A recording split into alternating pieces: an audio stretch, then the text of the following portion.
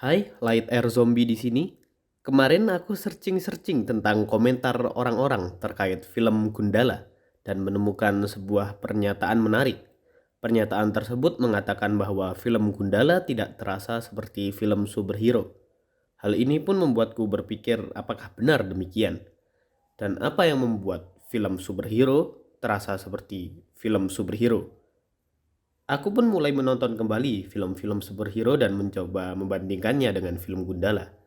Hasil yang kutemukan adalah hampir semua film superhero memiliki persamaan. Dan persamaan tersebut adalah film superhero selalu bercerita tentang bagaimana tokoh utama dari cerita tersebut berubah dari jalan yang salah ke jalan yang lebih baik. Kapten Amerika contohnya. Steve Rogers awalnya hanya digunakan sebagai propaganda pemerintah untuk menaikkan ekonomi negara. Kemudian menunjukkan pada semua orang bahwa dia adalah prajurit sejati yang juga bisa terjun ke medan perang. Batman Begins.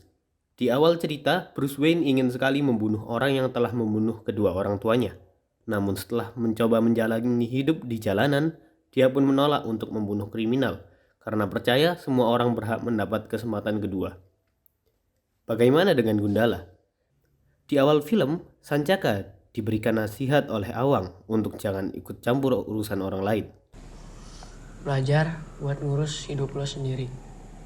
Karena kalau lo ikut campur masalah orang lain, hidup lo bakal susah. Tapi di tengah-tengah cerita, dia diingatkan kembali oleh Pak Agung untuk peduli terhadap orang lain. Gak ada gunanya hidup kalau nggak peduli dan cuman mikirin diri sendiri. Namun ketika Sancaka mencoba membantu tetangganya, itu malah membuatnya dikeroyok di malam hari. Semua tindakan baik yang Sancaka lakukan selalu berakhir dengan bertambahnya masalah. Seperti ketika diserang oleh Pengkor, juga vaksin yang diedarkan ternyata palsu. Di akhir cerita, apa yang Awang bicarakan di awal tetap terbukti benar. Berbeda dengan Bruce Wayne di film Batman Begins. Di akhir film, dia dipaksa untuk bertindak berlawanan dengan apa yang dia percayai, yaitu Batman does not kill. Namun dia tetap dapat menunjukkan bahwa apa yang dia percayai tetap berlaku dengan mengakali aturannya sendiri. If you finally learn to do what is necessary, I won't kill you.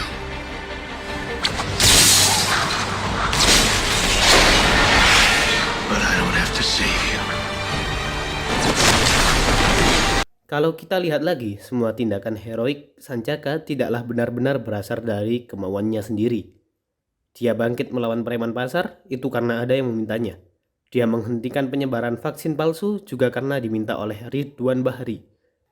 Berbeda dengan superhero lain yang motivasinya datang dari kemauan sendiri, juga pengalaman masa lalu. Gundala terlihat seperti bergerak melawan keburukan karena benar-benar disuruh, sehingga penonton merasa seperti sedang melihat film action dan bukan film superhero. Sekarang muncul pertanyaan baru, apakah hal ini buruk?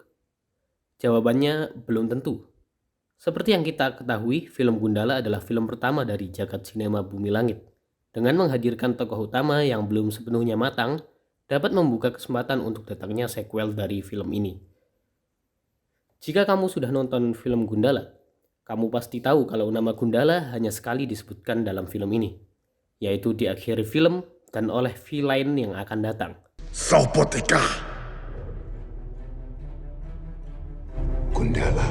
Film Gundala bukan tentang Sancaka yang berubah menjadi Gundala, melainkan bagaimana Sancaka bangkit menjadi pribadi yang lebih baik, dan bagaimana rakyat bersatu dan melawan kejahatan bersama.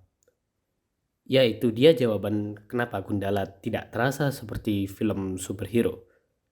Terima kasih telah menonton dan sampai jumpa.